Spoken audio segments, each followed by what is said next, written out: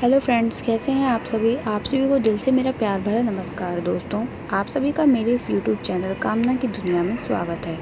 आज मैं आप लोगों के लिए अकबर और बीरबल की बहुत ही इंटरेस्टिंग स्टोरी लेके आई हूँ, जिसका नाम है बीरबल की सीख। यह एक शॉर्ट सा मॉरल स्टोरी है। तो चलिए बिना समय को बर्बाद किए हम अपनी कहानी को शुरू करते हैं। एक बार की बात है, बीरबल दरबार में मौजूद नहीं थे।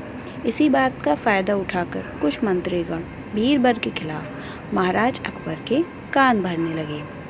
उनमें से एक कहने लगा कि महाराज, आप केवल बीरबल को ही हर जिम्मेदारी देते हैं और हर काम में उसी की सलाह ली जाती है।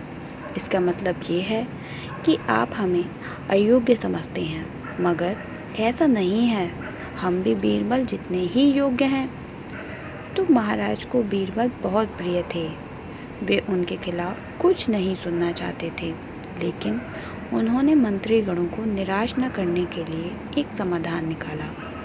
उन्होंने उनसे कहा कि मैं तुम सभी से एक प्रश्न का जवाब चाहता हूँ, मगर ध्यान रहे कि अगर तुम लोग इसका जवाब ना दे पाए तो तुम सबको फांसी की सज़ा सुनाई जाएगी। दरबारियों ने झिझक कर महाराज से कहा कि ठीक है महाराज, हमें आपकी ये शर्त मंजूर है, लेकिन पहले आप प्रश्न तो पूछिए।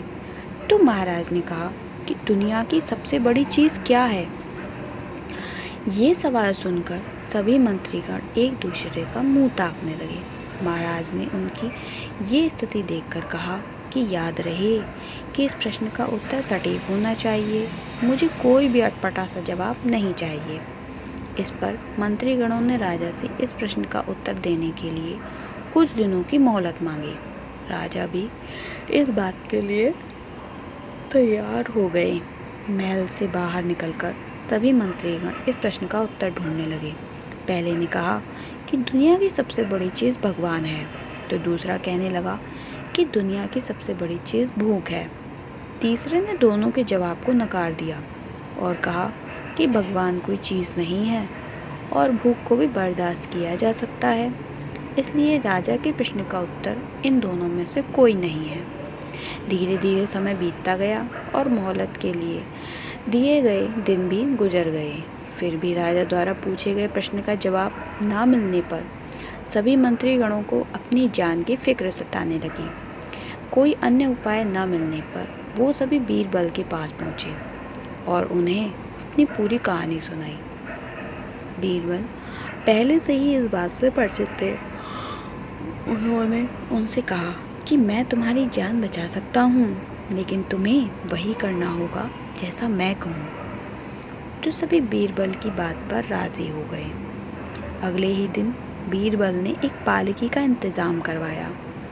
उन्होंने 2 मंत्रीगणों को पालकी उठाने का काम दिया।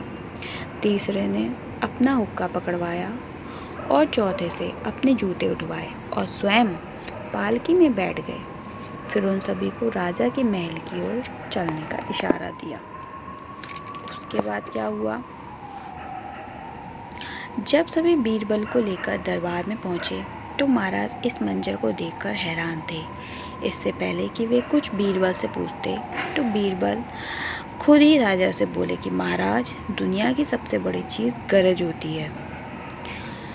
अपनी गरज के कारण ही ये सब मेरी पालकी को उठाकर यहाँ तक ले आए हैं।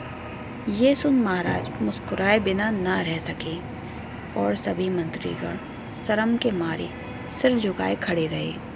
तो दोस्तों,